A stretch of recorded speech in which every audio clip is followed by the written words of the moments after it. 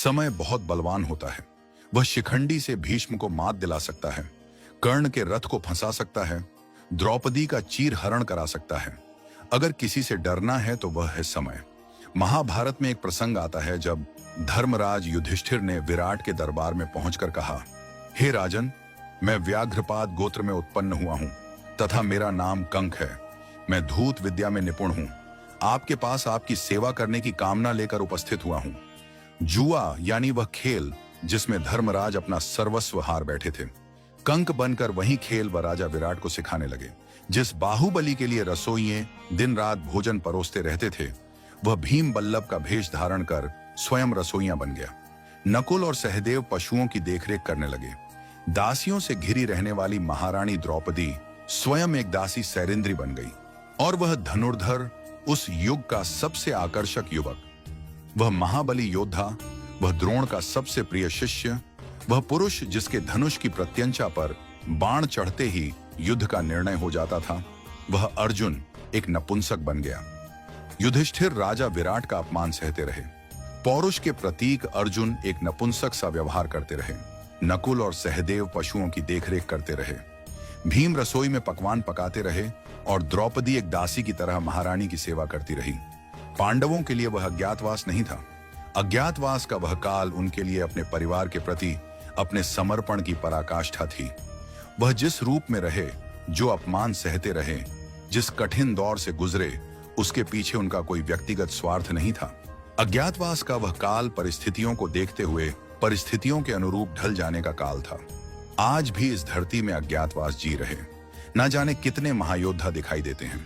कोई धन्ना सेठ की नौकरी करते हुए उससे बेवजह गाली खा रहा है क्योंकि उसे अपनी बिटिया की स्कूल की फीस भरनी है। बेटी के ब्याह के लिए पैसे इकट्ठे करता। बाप एक सेल्समैन बनकर दर दर धक्के खाकर सामान बेचता दिखाई देता है। ऐसे असंख्य पुरुष निरंतर संघर्ष से हर दिन अपना सुख दुख छोड़कर अपने परिवार के अस्तित्व की लड़ाई लड़ रहे हैं। रोजमर्रा के जीवन में किसी संघर्षशील व्यक्ति से रूबरू हो तो उसका आदर कीजिए, उसका सम्मान कीजिए। फैक्ट्री के बाहर खड़ा गार्ड, होटल में रोटी परोसता वेटर, सेठ की गालियां खाता मुनिम वास्तव में कंक, बल्लभ और बृहणला हैं। क्योंकि कोई भी अपनी मर्जी से संघर्ष या पीड़ा नहीं चुनता। वे सब यहां कर्म करते हैं। वे अज्ञातवास जी रहे हैं, परंतु वह अपमान के भागी नहीं है। वह प्रशंसा के पात्र हैं। यह उनकी हिम्मत है, उनकी ताकत है, उनका समर्पण है कि विपरीत परिस्थितियों में भी वह डटे हुए हैं।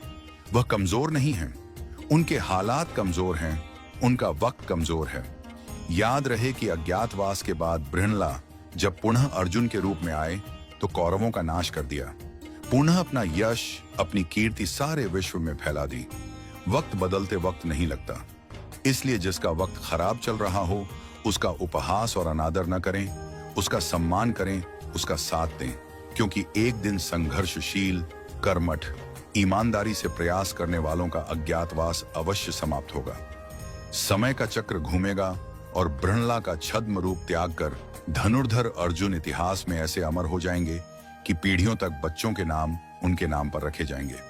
इतिहास बृहणला को भूल जाएगा, इतिहास अर्जुन को याद रखेगा। हर संघर्षशील, लग्नशील और कर्मठ व्यक्ति में बृहणला को मत देखिए, कंक को मत देखिए, बल्लभ को मत देखिए। हर संघर्षशील व्यक्ति में धनुर्धर अर्जुन को देखिए, धर्मराज युधिष्ठिर और महाबली भीम को देखिए। यही नियति है, यही समय का चक्र है, यही महाभारत की भी सीख है।